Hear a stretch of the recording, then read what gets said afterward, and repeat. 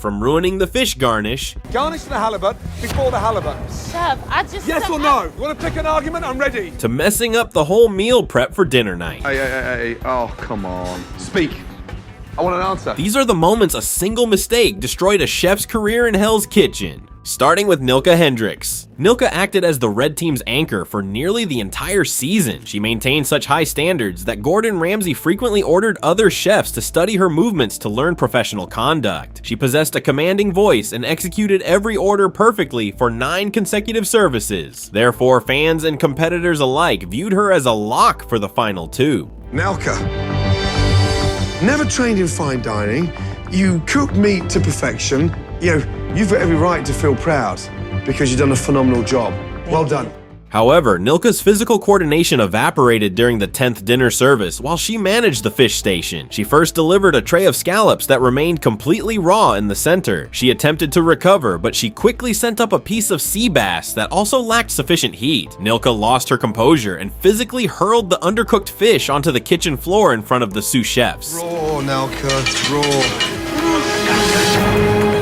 Moments later, she lost her grip on a large metal tray and spilled an entire batch of lobster meat onto the ground. She then committed her final technical error by presenting yet another raw lobster tail to the pass.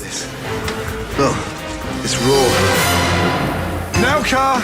Yes, chef. The lobster is raw! So, Ramsay stopped the kitchen and ordered her to strip off her jacket and exit the building immediately. Nila reacted with such fury that she smashed a yellow wet floor sign against the tile as she walked toward the exit. She then doubled back and tried to charge into the kitchen to beg for mercy, but security escorted her out. While Nila's exit was a tragic physical collapse on the station, Joy didn't wait to be sent home. She decided to fire herself and walk out in the middle of a service. Joy Parm dictated the pace of season 12 from the first day and made history as the first chef to earn a black jacket during a challenge. Her teammates respected her talent so much that they never once put her name up for elimination. Consequently, Ramsay viewed her as the clear front runner for the $250,000 head chef position. Jacket this year, and you cannot be eliminated tonight. Come on up, my darling.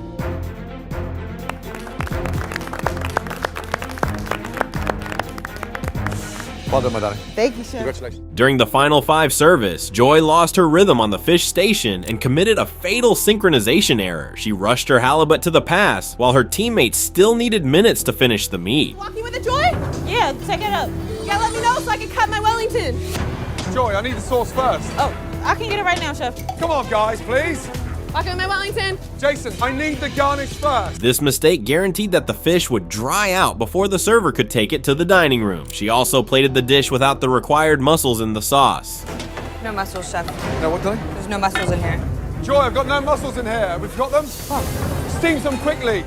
As a result, when Ramsay tried to correct her timing, Joy snapped and shouted, "I'm done!" Don't take it out on my food. I'm done. You're done. Leave me alone. Leave me alone. Joy, stop. I'm done with this shit. She threw her jacket down and abandoned her team in the middle of the dinner rush. She retreated to the dorms and began throwing her clothes into suitcases. Joy, what happened, girl? I'm done, like... I know, but why? He just like went off on the handle. It's just like, you're not listening. You're giving me, I'm not giving you attitude. I'm telling you what it is. Like, I know, but look, you just have to say yes, chef. And you were giving attitude. You know you were. Despite pleas from sous chef Andy and Ramsay himself, Joy refused to pick up her tongs and left the competition permanently. Joy Parm abandoned her team because she couldn't handle the pressure of a single mistake. But Vinnie Accarti sabotaged his own reputation by actively telling customers not to order the side dishes, a move that Gordon Ramsay viewed as the ultimate betrayal. Vinnie Accarti entered Hell's Kitchen as a highly trained graduate of the Culinary Institute of America. He secured a perfect score for his signature dish and quickly established himself as the blue team's natural leader. It actually tastes quite nice. Nicely seasoned. Definitely a no for Nona. One to the boys.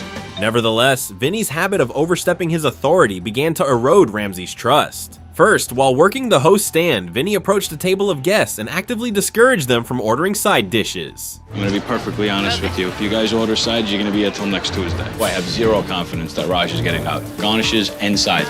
No sides. He did this to protect a slow teammate, but he effectively sabotaged the restaurant's revenue and insulted Ramsey's menu. Furthermore, during the 7th service, Vinnie attempted to serve a portion of old, leftover risotto to Gordon Ramsay's own wife. I grabbed the risotto I had just sent up for the previous table. There's nothing wrong with it. Yo, I'm going up for risotto, guys. That's not fair. That's old. I'm trying to get away. Hey, Bozo, come here, you. Yes, chef. What happened? Yeah, shut your fat East Coast mouth. Yes, chef. This table that you just sent me that shit for happens to be my family. He chose to use day-old food rather than cooking a fresh appetizer for a VIP. Ultimately, Ramsay labeled Vinnie's performance a car crash. Fucking believable. Vinnie! Are you fucking kidding me? With a man like that, with his reputation, are you fucking serious? Oh, come on! Ramsay decided he could not trust a chef who lied to customers and cut corners on quality. He eliminated Vinnie in 7th place, leaving the chef in a state of total shock. I lost. I had my shot right in front of my face, and I blew it. I came here with the intention of winning, and I failed. This is the worst night of my life. Chef Ramsay, I really wanted that black jacket so badly, you have no idea. Unlike Vinnie Accarti, who tried to play a dangerous game with the menu, Lewis Curtis simply looked lost from the moment he walked into the kitchen, resulting in one of the most embarrassing service performances of the season. Lewis Curtis arrived from Arkansas as an experienced executive chef with a drive to prove himself in Los Angeles.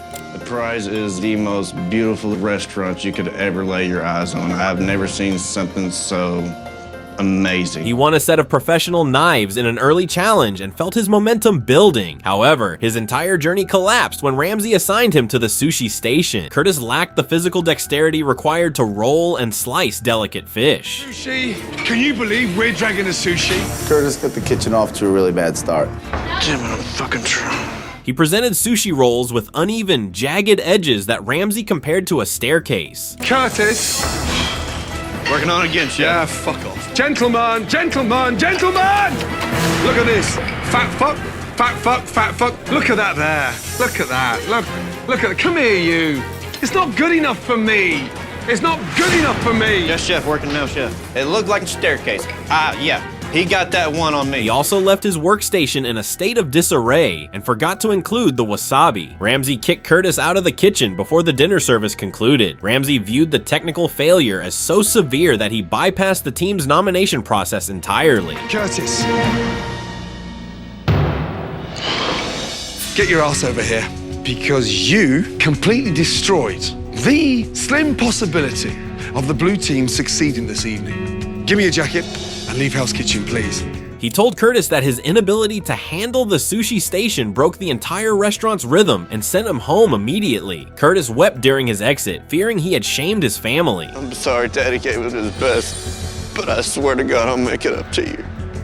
While Lewis Curtis was eliminated almost immediately for his lack of skill, Gabriel managed to survive several close calls until his luck finally ran out during a service so disastrous that Ramsay sent him home through the front door. Gabriel Michael earned a reputation as a survivor after escaping 5 separate elimination nominations. Gabriel, wake up, back in line. Ramsay recognized his potential and granted him multiple second chances to reach the Black Jacket stage. Nevertheless, Gabriel's technical laziness finally ended his run during the 16th episode. He attempted to cook salmon and halibut simultaneously in the same frying pan. Oh my God. Gabriel. Yes, chef. Why have you got a salmon and a halibut in the same pan? Talk to me, please. I'm just searing it so I don't Come here, you. One's braised. Yes, chef. I'm One- just doing the sear first I don't want them. One's an oily fish, one's a white fish. Yes, chef. Yes, They chef. need to be separate. This shortcut ignored the fact that different fish require different temperatures and cooking times. Predictably, he served a piece of halibut that was dry and overcooked. He then presented a piece of salmon that remained completely raw in the center, creating a safety hazard for the guests. Ramsay fired Gabriel on the spot. Get out. Yes, chef. Hey, young man, front door. Get out. Crap, that's a bad way to leave. In a rare move, Ramsay refused to let Gabriel exit through the back of the house. He forced Gabriel to walk through the crowded dining room and out the front door. You can just be thrown out of that kitchen. Gabriel had to surrender his chef jacket to a valet on the public sidewalk while customers looked on. It was a pleasure. Listen, pleasure was ours. However, I need your jacket. just didn't go my way tonight. It was just one bad service too many. Instead of getting a black jacket, they took my blue jacket. Yeah, my fucking heart hurts right now, man, because I was this fucking close. Gabriel was sent packing for his inability to communicate on the line, but Coup Wincup destroyed his own chances when he let his frustration boil over, leading to a physical outburst that proved he wasn't ready to lead a brigade. Coup Wincup served as a pillar of the blue team, known for his honesty and his ability to cook meat to perfect temperatures. And why pork cheek? It's just different. I like to play on what somebody knows, and hopefully they like the concept and will try the new thing. It's a very strong 4. Good job. Thank you, Chef. Very good job. During the service, Ramsey caught Coup cooking salmon and sea bass in the same pan, which compromised the quality of both. Coup, they don't cook sea bass and salmon, a whitefish and oily fish in the same pan. That's like cooking lamb and New York strip in the same pan. Sorry, Chef. What the fuck are you doing, young man? Later, frustrated by the team's poor performance and his rivalry with Polly, Coup lost his self-control in the dorms. Why the fuck can't we fucking do this? Shit! He grabbed a wooden chair and smashed it against the wall until it splintered into pieces. Polly informed Ramsey of the outburst during the elimination ceremony. Can't control his anger. I don't think that that's somebody who's a leader or a team player. Coup, is this true? Yeah, I did. I killed a chair in the back. I don't feel good about that, but I am not gonna tank anybody because I treat this just like a job, Chef. I'm so pissed off that we can't do this. I can't fucking stand that. Ramsey decided that a leader who destroys property cannot manage a professional kitchen. He eliminated Coup for his lack of emotional maturity. Coup left the building in a rage and made an obscene gesture toward the cameras as he walked away. Fuck you, Polly. You fucking little ingrate piece of shit Napoleon complex. While Coup Wincup's downfall was fueled by a violent temper, Jakamo Alfieri failed because of a complete lack of organization, famously forgetting to even turn on his oven during a crucial service. Jakamo Alfieri entered the competition as the youngest chef in the show's history. He shocked everyone by winning the very first challenge with a dish Ramsey called the best of the season. It's not bad, Jakamo. Thank you, Chef. Thank God I've come across something edible. Thank you, Chef.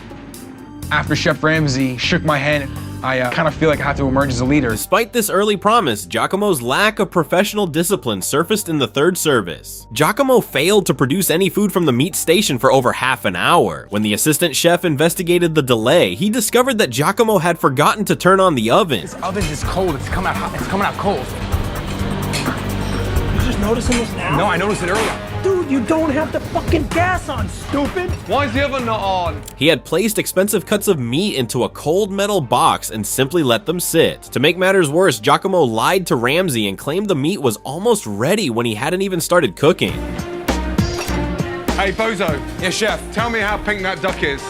Not pink at all, Chef. Nowhere near it, donkey. Have you got another duck resting? Yes, Chef. Where?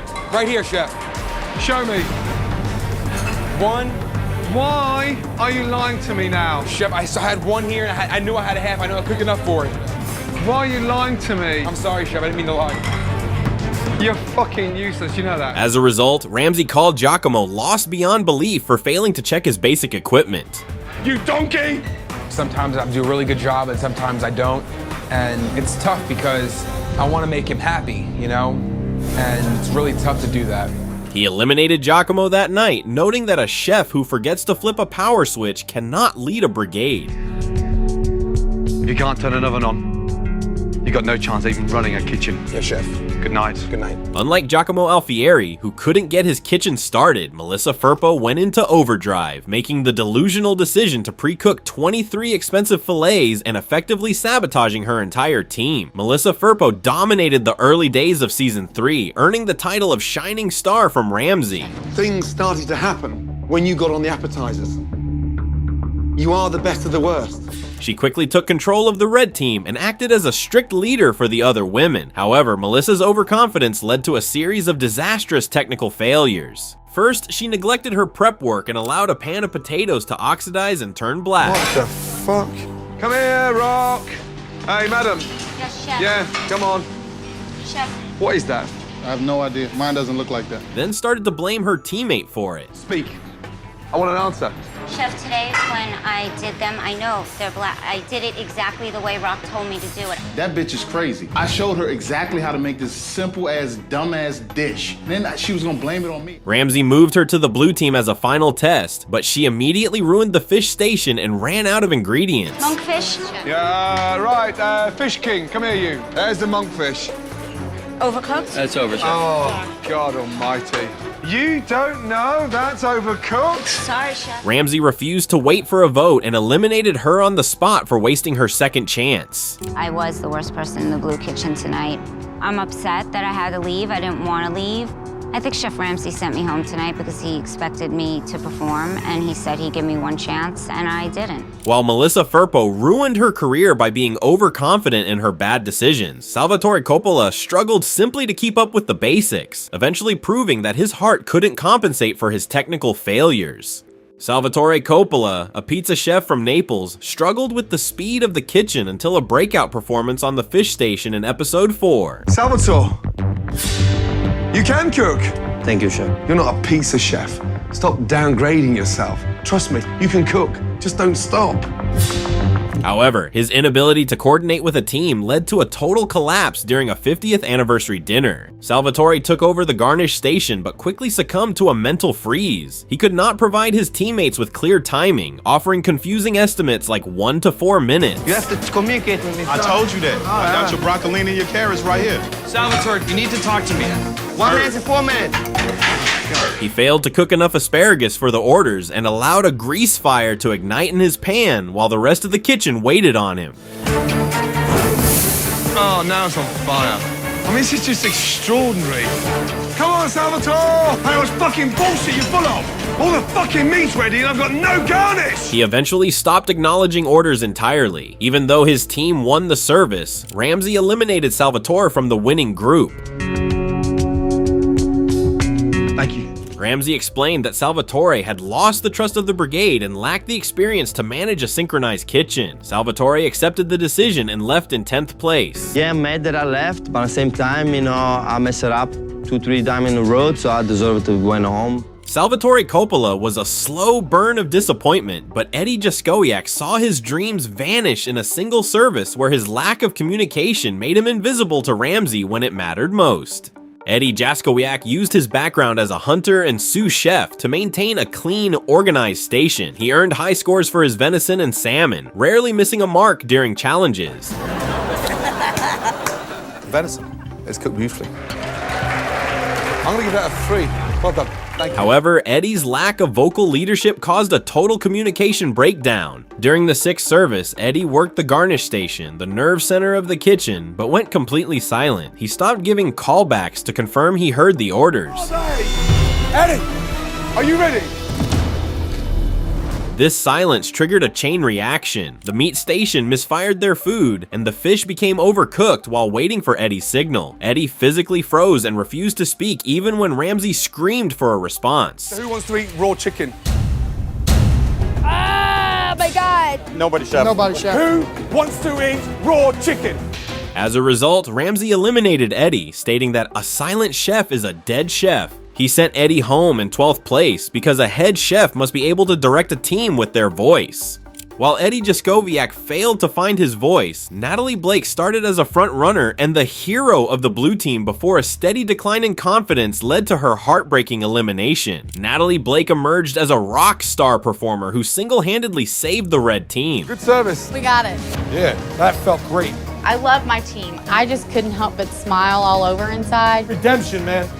Ramsay moved her to the blue team to fix their broken dynamics, and she immediately led them to several victories. However, Natalie's technical skills declined as the pressure increased. In episode 7, Natalie failed to manage the temperature of her pans. She repeatedly threw scallops into cold oil, which prevented the Maillard reaction and left the seafood gray and rubbery. Ramsay physically counted out 30 ruined scallops that Natalie had to discard. Oh my God. 1, 2, 3, 4, 5, 6, 7, 8, 9, 10, 11, 12, 13, 14. Shut it! 15, 16, 17, 18, 19, 20, 21, 22, 24, 25, 26, 27, 28, 29, 30. Oh, come on. We haven't even sent any out. Natalie, wake up! She then delivered a tray of dry fish and could not provide a technical explanation for the error. Yes, Chef. I'm not fucking around now. I know, Chef. Touch that. Yeah, dry. Overseer. I don't know what I'm doing. Hey, you hit the nail on the head there. You don't know what you're doing. It's not good enough. Ramsey eliminated Natalie in 7th place. Natalie, please take off your jacket. Look at me. Continue cooking. Big heart. Love the energy. But you are not ready to run BLT Steak, New York. Please give me your jacket. He noted that her energy no longer compensated for her lack of heat management and joked that she would only see his restaurant again as a customer. Natalie Blake's downfall was a slow loss of rhythm, but Van Herd's elimination in the All-Star season was a sudden, confusing shock that left both the fans and his teammates in total disbelief. Van Herd returned for the All-Star season as one of the loudest and most energetic chefs in the history of the show. He started with a perfect score for his poached lobster and acted as the blue team's primary engine for 8 episodes. It's glistening, it's cooked all the way through. My knife is going through like butter. That's crazy. Van, it's the first 5 of the night. Yeah, let's go, man. Nevertheless, Van's energy abruptly vanished during the 9th service. Van became uncharacteristically silent on the fish station and stopped acknowledging Ramsey's orders. Minutes left in the Catch of the Day Fish Challenge. Are you okay? Fucking mess. And Van's Dover soul is looking like the one that got away. This lack of acoustic signaling led to him sending up overcooked salmon. Van, please connect with me. I'm getting a little bit fucked off now. Bringing it right now. We have. Yeah, but that's your job to fucking bring it then, not me chase you. Yes, chef. Ramsey noticed the drop in decibels immediately and accused Van of losing his drive to win. In a shocking move, Ramsey called Van to the front despite the blue team winning the service. Ramsey told Van that he had lost his voice and his dream, then eliminated him in 10th place. Millie, get back in line. Thank you, Chef. Van, come here. Yes, chef. Young man, keep your head up, focus, and continue on that journey. The decision left the entire kitchen in a state of speechlessness. Unlike Van Herd, who was widely respected by his peers, Anton Tastino sabotaged his own potential through pure arrogance and a blatant refusal to respect the chain of command. Anton Tastino entered season 12 with a massive ego, convinced he was the most technically proficient chef in the room. He won a pizza challenge and initially impressed the judges. Wow. Chef, how would you score that out of 5, please? You know, I will give it a 3. And I'm going to give that 4 out of 5. However, Anton's arrogance eventually led him to ignore professional instructions from Ramsey's staff. During episode 14, Anton turned the meat station into a beef cemetery by overcooking multiple orders of Wellington. Anton, these are not a little over. That's way over, yes. Obviously, I screwed it up with the oven. Next door's oven, I got it down pat. This one, I screwed it up.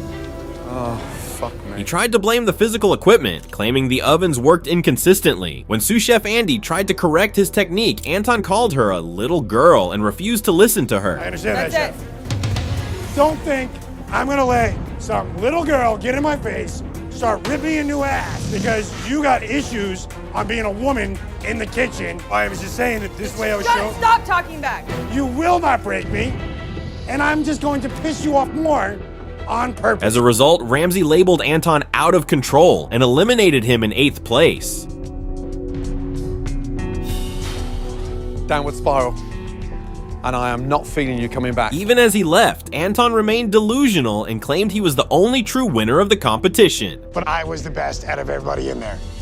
So that makes me the winner of Hell's Kitchen, in my opinion. While Anton Tastino's exit was the result of his refusal to listen, Kevin Coddle, one of the greatest chefs to ever compete, proved that even a legend can be brought down if they lose the hunger that made them a front runner in the first place. Kevin Coddle operated like a machine during season 6, reaching the finale without ever being nominated for elimination. Last 10 minutes, yes?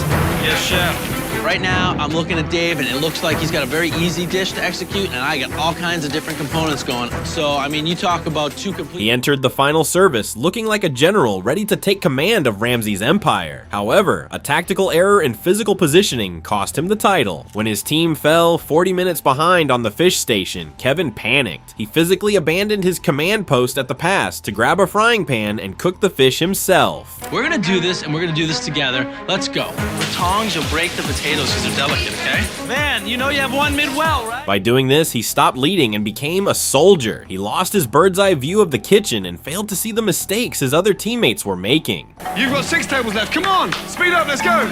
Come on, man, get it together. I know. Garnish coming up for a beef? So Ramsey awarded the win to Kevin's opponent, who stayed at the pass to lead. Kevin lost because he physically surrendered his authority to work the stove and his door remained locked. Kevin, well done. There was a moment of defeat, and defeat tastes bad. But took a deep breath, put my head back up, and the first thing I thought about is, I'm gonna show my kid it's okay. Never stop dreaming. While Kevin Coddle fell because he didn't quite have the same spark in his return, Declan Horgan was near flawless the entire season, only to have his journey ended by a steak that was pulled off the heat just a few seconds too late. Declan Horgan, the 25-year veteran known as Big D, dominated season 19 with perfect scores in the signature dish and blind taste test. Declan, you've got the blue team's first 5 out of 5. Good job. He reached the final 3 as the heavy favorite to win. However, a microscopic error in thermal timing ended his journey. Declan pulled his steak off the heat just a few seconds too late during the final menu challenge. All right, Declan, we gotta move. Bert, it's a mad dash to the end. I go into overdrive. My heart's thumping in my chest because I'm fighting for my life. Because of carryover cooking, the internal temperature of the meat rose a fraction of a degree too high while it rested. Anybody wants a taste out there? Yeah. Consequently, the guest judges gave him a lower score for the overcooked steak. Declan lost the finale spot by a few points and was eliminated in 3rd place. Ramsey praised him for making Ireland proud, but the few extra seconds of heat proved fatal to his chances. Me and giving it up for this incredible man, Declan, honestly. You made your family and your country extremely proud.